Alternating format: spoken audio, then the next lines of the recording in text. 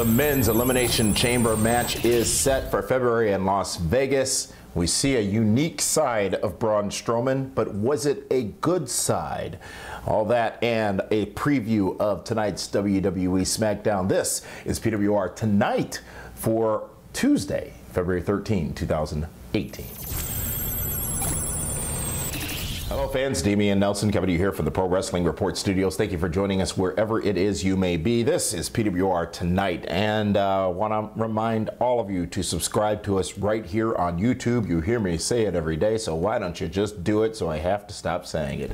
Subscribe, just click the button right at the bottom corner of your screen to never miss an episode of the Pro Wrestling Report and PWR Tonight, which is with you every Tuesday, Wednesday, and Thursday, and a special episode last night, so you never know when you're going to get a bonus round from the Pro Wrestling Report. With that, let's go right into last night's WWE Raw with some of my thoughts. And we saw the qualifying matchup, which was to be a four-way match for the final spot in the Elimination Chamber pay-per-view match. Well, that became a five-way match as Seth Rollins turns down the opportunity by Kurt Angle to be assigned a new tag team partner, with Jason Jordan being out, and says he wants to get back to the top spot on Raw. He wants a spot in the Chamber. Kurt Angle gives him a chance by adding him as the fifth man in that four-way match, joining Bray Wyatt, Matt Hardy, Apollo Crews, and Finn Balor. And at the end of the night, we would see a unique non-finish to that matchup as both Seth Rollins and Finn Balor get a cover on Bray Wyatt, both men on top of Bray Wyatt as the referee counts the shoulders to 3. We go off the air with a cliffhanger. We don't know who won, but we would find out in a live feed on Facebook on the WWE page just after WWE Raw last night. Kurt Angle, the general manager, announcing that it will be both men. Both men get a spot. 7 men now in the Elimination Chamber matchup. I thought there were only 6 pods, by the way. But be that as it may, Seth Rollins and Finn Balor would now both get the opportunity to go on to WrestleMania to face Brock Lesnar in that Elimination Chamber matchup. This is interesting for a number of reasons. As you saw online, some websites were reporting that WWE had potentially mistakenly leaked out the final entrant in the matchup over the weekend in a graphic on WWE.com, which included Finn Balor. Perhaps that was the case, and they wanted to say, nope, we didn't make a mistake. This is where we were going anyways. Or they just wanted to have a big match for the go-home show. That is next Monday night going into Las Vegas' Elimination Chamber pay-per-view, where they could have had a match between Seth Rollins and Finn Balor. Of course, well, that's not going to happen. Maybe it will. We don't know. But based on what Kurt Angle said last night after Raw, the match is set. It's 7 men now vying for the opportunity to win a chance to go to WrestleMania in New Orleans and take on Brock Lesnar. Also on Raw, we would learn, I think it's good, by the way, it gives more dynamic to the matchup. Doesn't make it as obvious as perhaps it could be if both men weren't in, but we do know that Elias, who I do walk with, will be last. More on him in tonight's perspective piece with Braun Strowman and his new instrumental skills. But Elias will be last, and Miz will be first after a loss to John Cena on the opening match of Raw. And by God, I just can't continue to tell you all how great, how tremendous The Miz is as of late, especially if you look at that 30-plus minute match last night on Raw and how great he was. Now, it takes 2 to tango. You got to give Cena credit as well. But The Miz was believable. The fans chanted, "This is awesome." The Miz, one-on-one with John Cena on Raw, delivered a big reason for the matchup, because the loser would get the #1 spot. That would have been The Miz, but in losing, he won, because in each and every week, as he proves himself more and more and more and more, he becomes that much larger and larger and larger of a star. As you know, in 2012, when he first won the championship, I endorsed The Miz. All of you, many of you hated The Miz. He was obnoxious at that time, but that's what I saw. He was unique. He was different. He had something. He was special. He had the total package. And now, The Miz in the main event scene in WWE, and I don't think you can deny that fact. I am intrigued to see what happens to him, with him at WrestleMania. Perhaps he wins the Chamber match and goes on to take Brock Lesnar, and at first, take on Brock Lesnar at WrestleMania, and at first, you will not care. When I say you, I mean generally speaking. But by the time Mania comes around, this would be one of the most sought-after matchups on the card. Again, I get it. Doesn't quite add up now. As John Cena said last night on Raw, you, The Miz, the only way you could beat Brock Lesnar is if he doesn't show up. Don't discount what I think is today's Ric Flair as far as overall presentation, The Miz and his chances in the Elimination Chamber in 2 weeks on pay-per-view. And just a reminder, folks, next Monday night we'll be back with you again with another edition of the Pro Wrestling Report Prime Time. And on that episode, we will be conducting Be the Booker along with David Hero for WWE Elimination Chamber.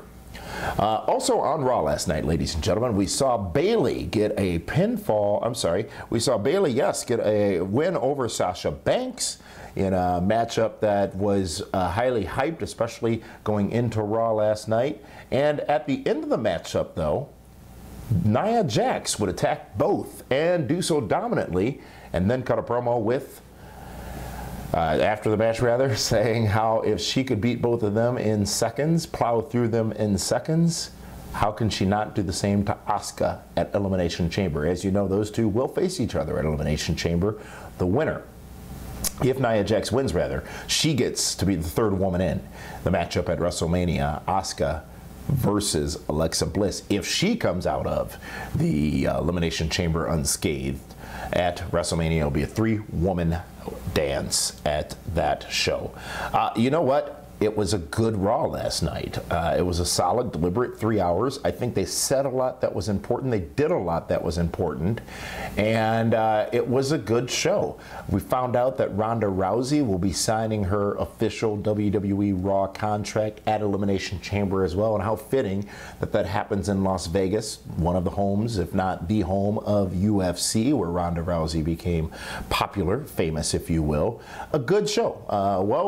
Well put together show, and a show that was received by a larger audience than the week before. While only about 1% higher, 3.1 million people tuned into Raw last night, making it the #1 show on television for the night. So that's interesting in and of itself, because so many people talk about the bad ratings comparatively speaking to what the show used to get. Well, it's a curve, folks, and Raw is maybe down over its historical levels, but it was the #1 show on cable last night, all and all. So as we talk about 3 hours, should it or shouldn't be, as we talk about the content, should it or should it not be, well, the viewing audience speaks by making it the #1 show on television last night. I want to give you an update on the PWR draft, the fantasy draft, as you know, where more points will be scored at the Elimination Chamber. The Super Friends remain in the lead with 3,425 points. Got a big 100-point bonus with Nakamura winning the Rumble a couple of weeks ago. And the Nelson family, the family of mine, the friends of mine, sit behind at 2,965 points. But the game is still in play, and more points will be scored at the Elimination Chamber pay-per-view event, which is in just 2 weeks. WrestleMania weekend's biggest party is coming to Bourbon Street. Don't miss an all-inclusive, all-night party Friday, April 6th. Hosted by Kevin Nash and over 20 other wrestling stars. Enjoy unlimited drinks all night long at the Bourbon Cowboy on Bourbon Street. Throw beads from the balcony. Drink and party with your favorite wrestling stars. Hurry, limited quantities available. Purchase tickets now at PWRshow.com. That's PWRshow.com. As we said yesterday on PWR Tonight, we've got 2 tickets to our exclusive private suite at the Superdome for WrestleMania 34 in New Orleans. Those are available right now at PWRshow.com. You can head right over there to get more information on what's included, including food and drink, and a special VIP experience for WrestleMania 34 in New Orleans as part of the PWR suite, and also Shenanigans, the VIP party hosted by Kevin Nash, featuring Kevin Nash, rather, hosted by SoCal Val, several other wrestling stars scheduled to appear. That full list available now at PWRshow.com. Tickets moving very, very fast for this event that will sell out prior to its occurrence on April 6th. PWRshow.com. Tonight's perspective piece, ladies and gentlemen, goes back to a situation on Raw this past Monday night where we saw Elias perform as he typically does. We were teased with a new release, a new album, if you will, from Elias, who delivered as tremendously as he has been lately. But he would be attacked by Braun Strowman. Braun Strowman, who comes out with his version of, I don't know if it was a cello, a large violin, which I think has a name, which might be cello, I don't know. But Braun Strowman playing music, doing a bit of a comedy act on Raw. The dominant Braun Strowman playing music, doing a bit of a comedy act on Raw. The Beast, the monster Braun Strowman, doing a bit of a comedy act on Raw. While it was a relative and made sense in the context of what he was doing with Elias and getting revenge on Elias for winning that matchup and getting the last spot last week on Raw, I wonder, from my perspective, did it actually damage the character, the presentation, the aura of Braun Strowman? Because I think back to Brock Lesnar in 2002 and 3, more so 2003. Remember when they tried to make a character out of him, tried to give him comedy, tried to make him more human, I guess? It didn't take. He looked ridiculous. He looked ridiculous. I think it was a scenario where he was going up against Guerrero and he was wearing a sombrero. At some point maybe he had a wig on. Maybe that was Goldberg. I don't recall, but it didn't fit the character. And while I was somewhat entertained by it, I was also troubled by whether or not this presentation of Strowman this past Monday night on Raw, last night on Raw, would damage him as a character. I don't know if it did.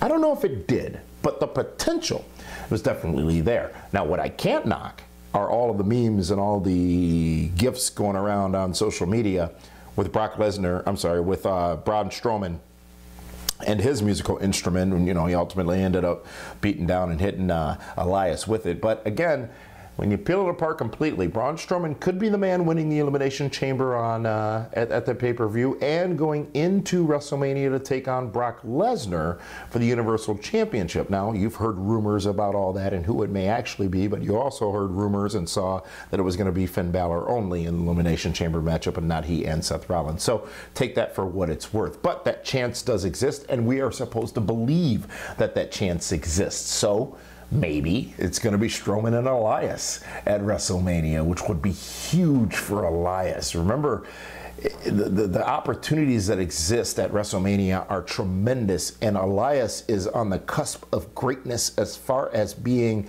completely accepted by the fans. He can get away with playing the musical instrument, the guitar, if you will. I don't know if it was a good idea for Braun Strowman, and I say it that way because I am indeed torn. So help me understand. Give me your thoughts. Share your thoughts here on what you thought of Braun Strowman doing a bit of a comedy bit this past Monday night on Raw, and whether or not it did potentially damage the monster character that he has been. You can comment here on this YouTube show, in the YouTube comments. We do appreciate all of you commenting as well. I want to throw a shout out to our great fan Bruce from the Madison area, who I had the pleasure of meeting on Sunday in Milwaukee at an Admirals game where actually WWE stars Christian and Lita, along with Marty Jannetty, were in attendance for an autograph signing there.